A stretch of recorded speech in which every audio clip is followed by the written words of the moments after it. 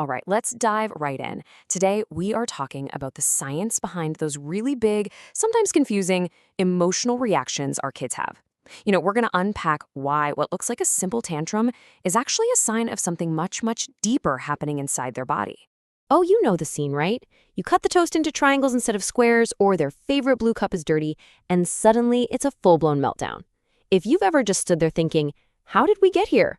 The reaction just does not fit the situation. Well, you're in exactly the right place. Here's the secret. To really get what's going on, we have to look past the behavior itself. The answer isn't what they're doing, it's what's happening in their nervous system. I want you to think of it like an internal engine. When that engine is humming along nicely, a kid is calm, they're curious, they're ready to learn. But when it overheats, whoa, everything changes. So when that internal engine starts to overheat, the body's ancient, hardwired survival brain completely takes the wheel. It flips on one of 3 automatic emergency settings. And this is key. The child isn't choosing to be difficult. Their body is just reacting to what it thinks is a serious threat. Okay, so first up is the fight response. This is the engine just revving way, way into the red. It's spinning way too fast. And on the outside, this looks exactly like what you'd think. Yelling, maybe kicking, throwing things. Their body is just pumping out all this energy to fight off whatever danger it's sensing. Then you've got flight. Now, the engine is still racing, but instead of pushing back against the threat, it's desperately trying to get away from it. This is the kid who bolts from the room or hides under the kitchen table or just can't stop moving. Their body is literally using all its fuel to create distance. And finally, there's freeze. This is what happens when the engine gets so completely overwhelmed that it just stalls out. It shuts down to protect itself. This can be kind of subtle. It might look like a blank stare or a child who suddenly goes totally silent. Maybe their body even goes a little limp. The system has decided fighting won't work, running won't work, so the only option left is to play dead. So here is the big aha moment. When a kid is in fight, flight, or freeze, their logical, thinking brain is basically offline. It's just not in charge. And understanding that, it changes everything about how we should respond. It's a huge reframe from seeing a discipline problem to seeing a biology problem. And this is that shift right here. The old way of thinking sees a behavior problem. It assumes they're being defiant. And the solution? Well, it's often to just let them cry it out. But the new view, the biological view, sees a nervous system problem. It understands their body feels profoundly unsafe. And the solution isn't isolation, it's connection. This really boils it all down to one single, powerful idea. If you take away only one thing today, let it be this. It's not a behavior problem, it's a body feeling safe problem. The root cause, the thing we actually need to solve for, is that feeling of being unsafe. So our real goal is to help them find what's called regulation. It's a fancy word, but all it means is the ability to find that internal balance, that internal calm, even when the world outside is stressful.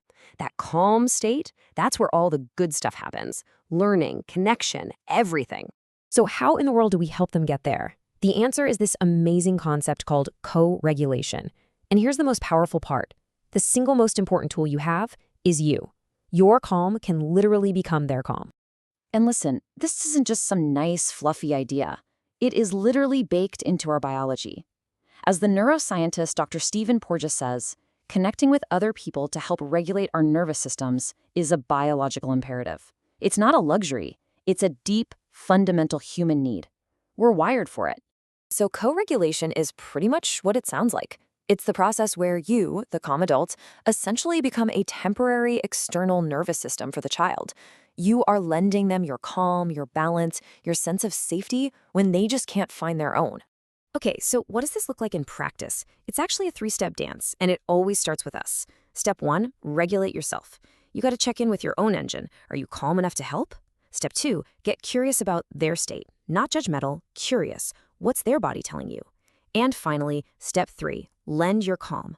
Use your quiet, steady presence to send those nonverbal signals of safety to their nervous system. So, we've covered the what and the why. Now let's get to the how. What does this actually look like on a Tuesday afternoon when there's spilled milk all over the floor and everyone is screaming? Let's get practical. There's this fantastic, super helpful framework from the work of Dr. Daniel Seigel and Dr. Tina Payne Bryson. They call it the 4 S's, and it's really all about how we show up for our kids to build that deep sense of security. First up, and this is the absolute bedrock, is safe. Our #1 job before anything else is to not make it worse. We have to make sure we are not another source of threat. So check your tone, check your posture. Are you looming over them? We have to avoid revving their engine even higher. Second, we help them feel seen. This is about empathy. It's about helping them feel felt. You don't have to agree with why they're upset. You don't have to fix it. You just have to validate the feeling itself. Something as simple as, wow, I can see you are so angry that your tower fell down. Third is soothed. Again, our job isn't always to fix the problem that caused the big feelings. It's to offer comfort in the feelings. We're communicating, you are not alone in this scary moment. I'm right here with you. Your calm presence is the medicine. And here's the beautiful part. When kids consistently feel safe, seen, and soothed by us, the result is the 4th S. They become secure. This is the long game. A secure child internalizes all of this. They learn how to keep themselves safe, they know they are worthy of love, and eventually, they learn how to soothe themselves. So here are a few quick things you can try in the heat of the moment. Effective mirroring is just gently matching their facial expression with yours to show you get it. Sensory matching is tuning in, do they need you to be quiet and still, or do they need to move their body? Sometimes just your quiet, steady physical presence is enough.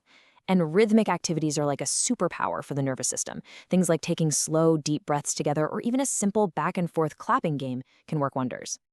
And look, all of these little actions, all these moments where we show up, they aren't just about putting out the fire right in front of us. They are all building blocks for the most important long-term goal of all, helping a child learn how to regulate themselves. And this is it. This is the whole ballgame. Children do not learn to self-regulate by being sent away to figure it out on their own. Self-regulation is internalized co-regulation. It is built piece by piece over thousands of tiny moments where we lend them our calm, which helps them build the internal wiring to one day find that calm all by themselves. So the next time your child's engine overheats, what if, instead of asking, how do I stop this behavior, you tried asking this question instead? Because when we shift our focus from controlling behavior to providing safety, well, we don't just calm the storm in front of us. We help build a more resilient, more connected, and healthier human being for the future.